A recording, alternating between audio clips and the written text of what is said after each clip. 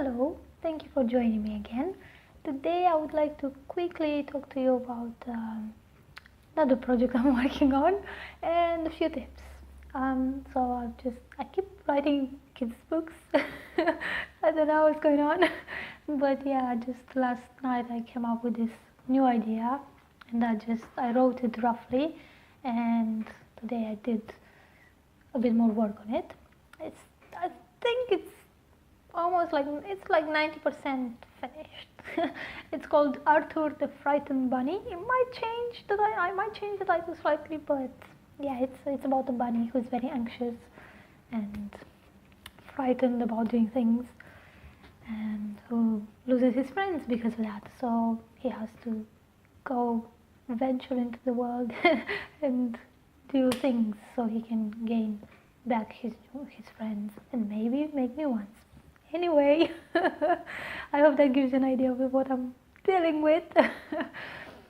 So the tips I wanted to give you, because I was doing some research the other day, and I came across something I never really thought about that much, just because when you do writing, designing your book covers, publishing your own work, you have to do so many things that you may forget doing others, which are usually quite obvious that you should do. So I realized that I should do templates for my kids' stories, especially for kids' stories, but obviously for novels that would be helpful as well because they're much longer. So but I started doing templates for kids' stories, and because I'm using Scrivener, I don't know what you are using to write your own stories, but I'm using Scrivener. I find it very, very useful, very good software. So I've been setting up, the template as I would like it to use it, and I can reuse it for every new story that I do. I just have to type the title, change the title in the copyright page, and like at the about page, about the author, and obviously the main content. But the structure is already there. I don't have to redo the structure all over again. That would be such a pain. Doing it for thousands of, hundreds of stories you're working on, it saves so much time. So yeah.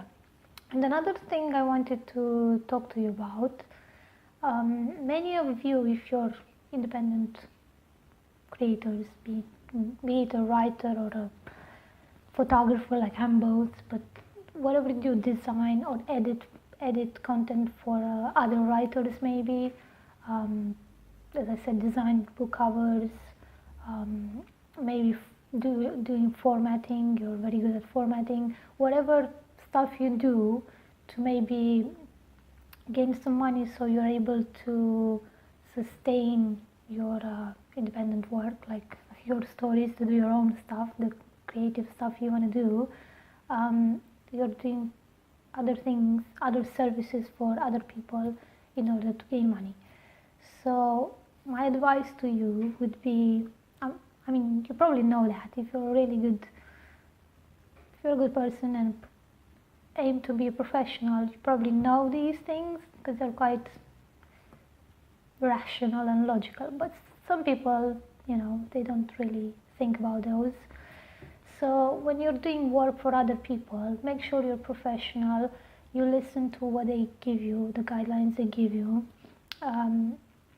follow their instructions, and give your own input, give your own experience, because sometimes people don't have that many ideas of what, for example, how a book cover they would like, how their book cover would like to be exactly. Like they might have an idea of the feel, but they don't know about fonts, or what's the best font to use for a certain genre, or to be as readable as possible, as easy to read as possible. What colors to use, what colors, because different colors give different emotions in different countries apparently. So yeah, listen to the professionals, and if you're always be professional and respectful of other people's opinion, but as as a creator, you must give your own input, and because it is your work, you want to create a body of work to help other people and to gain money for yourself. Because if you don't have a body of work to show people, to show others, it will be difficult for you to find clients. You know, it is what it is. So be careful of that, because sometimes people, they'd be like, oh, I just want you to do that, and maybe you think it's completely rubbish, and you're afraid to give your feedback because you think you're gonna lose the job. And sometimes, you know, it's a tricky line. You have to. It depends how well you're doing in terms of like money and stuff. If you really need it, you might be pushed to do stuff you don't like, and just not put it on your portfolio. But as a long term, I would not do that unless you're real desperate, because it's not going to help anyone, especially if you're not comfortable with the kind of work you're producing just because someone else doesn't agree with you, especially if you're the professional in that field. Maybe let the person think about it a bit, and maybe when he's not, or he or she is not as upset about the feedback, or, you know, everyone has their own vision about their book, for example, so you don't want to offend anyone, but you cannot let other people offend you as well. And on the other side, if you're someone who's looking for services, if you're someone who needs a book cover or needs editing, if you hire someone, please never ever say you're going to pay them and then, you know, you don't pay them. That's the worst thing. It's about building your reputation, and if you start from a bad place, it's going to keep on it's going to keep on happening, and it's just not the right way to do it. If you want to be a professional, it's not even you have to, it's you should. You don't have to, I mean, you in a way you have to, but for your own being, like, why would you want to disrespect someone else?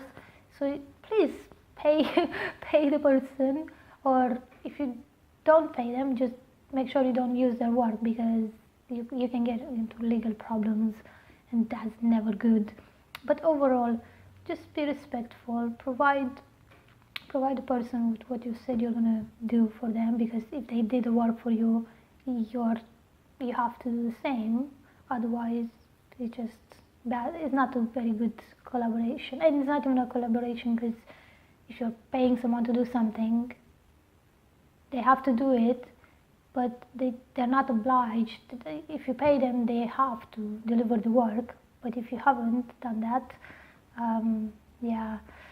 And anyway, I don't know if this makes sense. It might be confusing for some people, but yeah, especially if you're friends with some of these folks in the community, it can be very tricky if you become friendly, because as I want to collaborate with as many people, and I love it when I hear people writing that they write stories and want to publish and stuff like that. So I'm always eager to give advice, but I always get so upset, even if I'm not the one who's been let down. If I hear about another writer friend who's been let down, it's just so disappointing to hear that people still do these things, like, you know. So just be respectful. If you want to be respected, if you want to be treated right, do the same for others. Don't treat people the way you want to be treated, because otherwise it's just gonna end bad. Especially your reputation is gonna suffer, and it's just, why create bad energy? Like, why do it? So yeah, I wanted to do a short video, but yeah, it ended up quite long again. So yeah, as I said, I keep writing kids' books. They're just like, I don't know, they're really fun to write. I am getting back soon to my non-fiction book as well, and that I'm set to release in February by Valentine's Day, just because it contains letters, so I thought it would be something fun, especially from a marketing point of view. But yeah, I'll come back with updates to let you know if any of illustrations for any of my stories have been done, how that goes, because it's a longer process when you depend on other people. But oh yeah, I forgot to let you know that my book, my French little novel, is now available both in print and paperback. In the previous video I've uploaded, I didn't notice there was a mistake on the cover, on the back cover. I fixed that, everything is fine now, and yeah, it's available to download, share with people if you want to read it. So please do, and if you do read it, please leave reviews. I depend on reviews as an independent author, and I would love to hear from reviews because it always improves my writing, to hear what people think about certain characters and the plot and what's been going on. So yeah, lots of stuff going on.